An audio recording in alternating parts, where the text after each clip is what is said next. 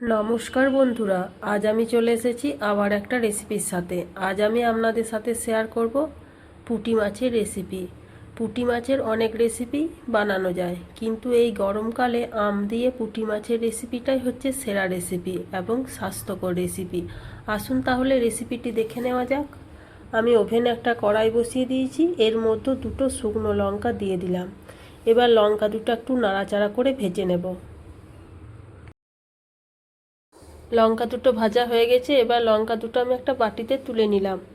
আমি 300 গ্রাম পুঁটি মাছ কেটে ধুয়ে পরিষ্কার করে জল ঝরিয়ে নিয়েছি। এর মধ্যে আমি কিছুটা পরিমাণ লবণ ও কিছুটা পরিমাণ হলুদ দিয়ে দিলাম। এবার লবণ হলুদটা আমি মাছের মধ্যে মাখিয়ে নিচ্ছি এবং 10 মিনিটের জন্য এই মাছগুলো আমি রেস্টে রেখে দেব।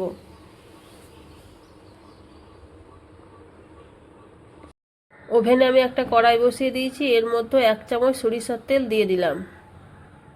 তেলটা চারিদিকে ছড়িয়ে নিলাম এবং খুব ভালোভাবে তেলটা গরম করে নিতে হবে, তাহলে কড়াইয়ের মধ্যে মাছগুলো ধরে যাবে না। এবার আমি লবণ ও হলুদ মাখানো মাছগুলো কড়াইয়ের মধ্যে দিয়ে দিলাম এবং 1.5 থেকে 2 মিনিট মতো মিডিয়াম ফ্লেমে এই সাইডটা রেখে দেওয়ার পর আমি মাছগুলো উল্টিয়ে নেব। মাছগুলো আমি উল্টিয়ে নিচ্ছি। কড়াইটা খুব ভালোভাবে গরম করেছিলাম, তাই মাছগুলো খুব ভালোভাবে উল্টানো হচ্ছে এবং মাছগুলো একটাও ভেঙে যায়নি। দেখুন, এই সাইডটাও আমি 1 থেকে 1.5 মিনিট মতো ভেজে নিচ্ছি।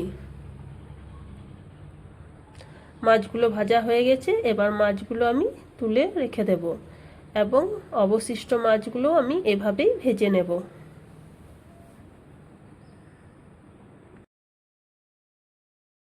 আমি ওই কড়াইয়ে আরও 1 চামচ সরিষার তেল দিয়ে দিলাম। সামান্য পরিমাণ কালো জিরে ও একটা কাঁচা লঙ্কা দিয়ে দিলাম।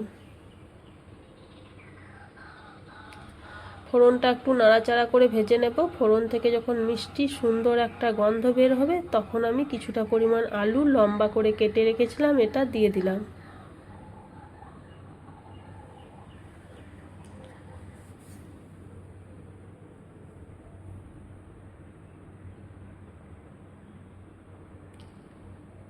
দু থেকে আড়াই মিনিট মতো নাড়াচাড়া করে আলুটা আমি একটু ভেজে নেব।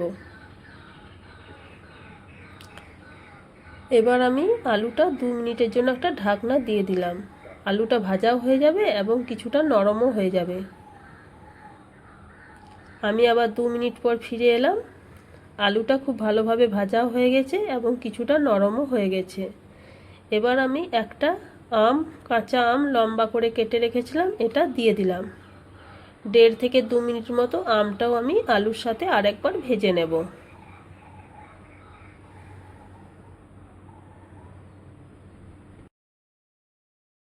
এবার আমি 1 চামচ সরিষা ও যে শুকনো লঙ্কাটা ভেজে রেখেছিলাম ওটা পেস্ট করে নিয়েছি, এটা দিয়ে দিলাম। শুকনো লঙ্কাটা দিয়েছি, শুকনো লঙ্কার সুগন্ধটা খুব ভালো উঠবে, সেই জন্য আমি শুকনো লঙ্কাটা ভেজে নিয়েছিলাম। এবার আমি এর মধ্যে স্বাদ মতো লবণ, পরিমাণ মতো হলুদ ও 1/2 চামচ কাশ্মীর লাল লঙ্কা গুঁড়ো দিয়ে দিলাম। এটা আমি 2 থেকে আড়াই মিনিট মতো নাড়াচাড়া একটু করে নেব মিডিয়াম ফ্লেমে। আপনারা চাইলে এর মধ্যে পেঁয়াজও দিতে পারেন। তেলের মধ্যে প্রথমে পেঁয়াজ দিয়ে একটু নাড়াচাড়া করার পর তারপর আলু দিতে হবে, কিন্তু আমি এই রান্নাতে পেঁয়াজ রসুন আদা কিছু ব্যবহার করিনি। 2 মিনিট মতো নাড়াচাড়া করার পর আমি এর মধ্যে কিছুটা পরিমাণ জল দিয়ে দিলাম। জলের সাথে সমস্ত কিছু খুব ভালোভাবে নাড়াচাড়া করে মিশিয়ে নিচ্ছি। আমি 3 মিনিটের জন্য একটা ঢাকনা দিয়ে দিলাম আম এবং আলুটা সেদ্ধ হবার জন্য।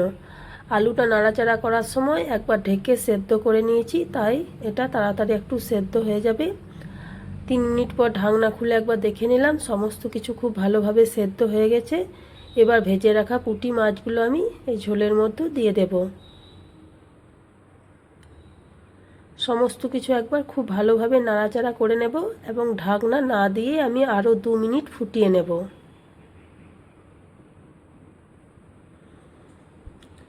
এবার আমি এর মধ্যে 1/2 চামচ চিনি দিয়ে দিলাম, যেহেতু আম দেওয়া আছে ব্যালেন্সটা ঠিক রাখার জন্য। কয়েকটা চেরানো কাঁচা লঙ্কা দিয়ে দিলাম। এবার ওভেনটা বন্ধ করে আমি মাছগুলো নামিয়ে নেব। বন্ধুরা, আজ আমার এই আম আলু দিয়ে পুঁটি মাছের রেসিপিটা আপনাদের কেমন লেগেছে অবশ্যই কমেন্ট করে জানাবেন। আর এই গরমে অবশ্যই এই রেসিপিটা একবার বাড়িতে ট্রাই করে দেখতে পারেন এবং কেমন হয়েছিল আমাকে কমেন্ট করে জানাবেন।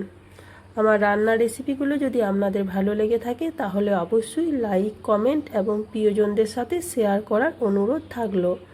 নিত্য নতুন রেসিপি পাওয়ার জন্য প্লিজ চ্যানেলটা সাবস্ক্রাইব করে আমার পাশে থাকার অনুরোধ জানাচ্ছি। তাহলে আবার দেখা হবে নতুন কোনো ভিডিওর সাথে।